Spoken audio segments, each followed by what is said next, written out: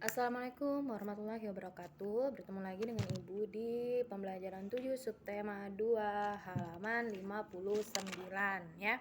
Nih, materinya yaitu perkembangan teknologi produksi sandang. Kalau kemarin kita sudah belajar pangan. Pangan itu adalah makanan. Nah, sekarang sandang berkaitan dengan pakaian. Nih, gambar orang menjahit ya.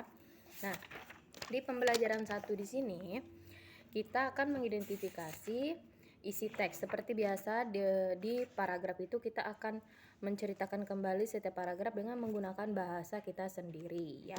Nah, di sini ada teks yaitu tentang Rasti memiliki pakaian seragam sekolah. Nah, di sini menceritakan paragraf 1.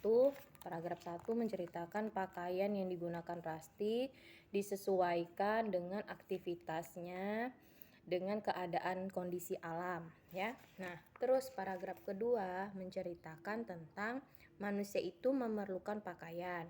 Nah, di sini membahas tentang fungsi pakaian ya. Nah, terus paragraf ketiga menceritakan tentang bahan-bahan pakaian. Pakaian ada yang terbuat dari bulu domba, ada yang terbuat dari sutra ya, dari serat sutra. Nah, ini paragraf keempat menceritakan tentang kebutuhan pakaian disesuaikan dengan kondisi dan aktivitas. Misalnya kalau lagi berenang ya pakai baju berenang. Kalau misalnya kondisinya lagi panas pakai baju yang agak tipis ya. Kalau kondisi dingin pakai baju yang tebal. Nah, seperti itu. Jadi kalian bisa baca dulu teksnya ini lalu nanti diceritakan dengan menggunakan bahasa kalian sendiri di halaman 63 ya, yang ini paragraf 1, paragraf 2, paragraf 3 dan paragraf 4. Nah, lalu di sini ini ada diberikan gambar motif batik dengan motif geometris. Nah, ini pelajaran SBDP atau seni budaya ya. Nah, ini geometris maksudnya di motif itu termuat ada garis, titik ya yang menyatu dan bentuknya itu tetap. Nah, itu namanya motif geometris. Lalu di sini kita belajar tentang simetri lipat. Nah, kita belajar tentang simetri lipat. Nah, simetri lipat ini kita coba bentuk dulu ya, bentuk dulu. Ini adalah kertas warna atau origami ya, biasa kertas lipat. Ini dia digambar ada bentuk persegi. Nah, ada bentuk persegi panjang. Kalau persegi sisinya sama panjangnya.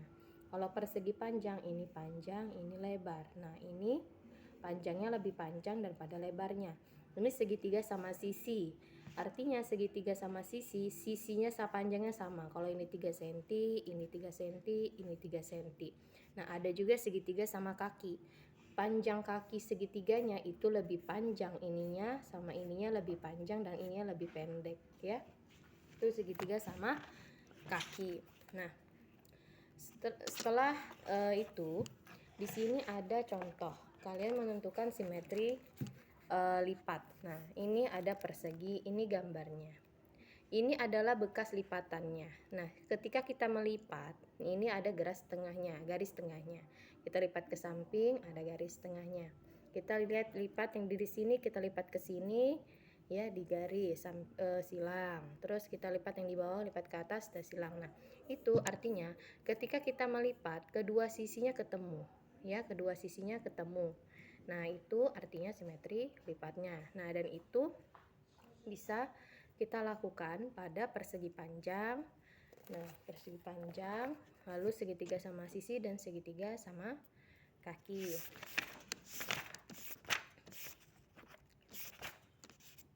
Lalu di halaman 76, di situ dijelaskan ada berbagai motif ya, motif batik Kalimantan. Cuman di sini dia diberitahu yaitu motif batik Kalimantan Selatan atau Banjarmasin. Sebenarnya Kalimantan Utara memiliki motif batik sendiri. Nah, ada juga Tarakan. Nah, cuma di buku di sini dijelaskan motif batiknya Kalimantan Selatan atau Banjarmasin. Nah, di halaman 77 ini motif ini adalah proses pembuatan pakaian dimulai dari bunga kapas ya. Bunga kapas dipintal menjadi benang. Benang menjadi ditenun menjadi kain, kain dijahit oleh penjahit menjadi baju. Nah, itu yang bisa digunakan. Jadi pada dasarnya proses pembuatan pakaian itu ada dua ya, bersumber dari tumbuhan dan bersumber dari hewan. Itu bisa kita lihat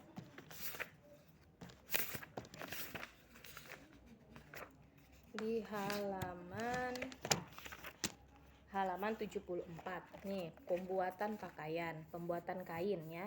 Jadi, pakaian itu ada dua proses pembuatan, yaitu dari kepompong ulat sutra. Nah, itu dari hewan. Nah, dari tumbuhan itu biasa dari bunga kapas. Nah, penjelasannya ada di halaman 74. Nah, lalu di halaman 82 ya, halaman 82 di situ dijelaskan bahwa Indonesia memiliki berbagai macam kain tradisional. Nah, yang kita tahu itu batik. Batik ini melalui proses pencantingan dengan menggunakan malam atau cairan lilin. Nah, dengan menggunakan canting sehingga bisa menghasilkan motif batik seperti ini. Nah, lalu yang kedua, tenun ikat. Tenun ikat ini gambarnya seperti ini ya. Itu merupakan kain khas Flores. Nah, ini kain songket biasa dibuat dari benang emas ya. Gambarnya seperti ini, biasa dipakai pada bawahannya kebaya. Nah, lalu kain ulos. Kain ulos itu digunakan oleh masyarakat Batak. Nah, ini di Sumatera Utara ya. Jadi ini melambangkan keistimewaan oleh masyarakat Batak. Nah, ini Sasambo, Nusa Tenggara Barat.